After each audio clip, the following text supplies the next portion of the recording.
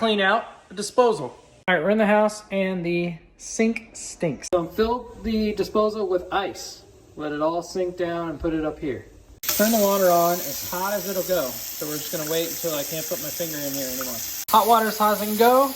We're gonna turn on the disposal. Now put the water in.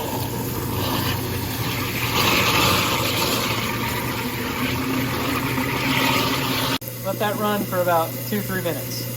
Turn off the disposal, turn off the water. Now your sink is super clean.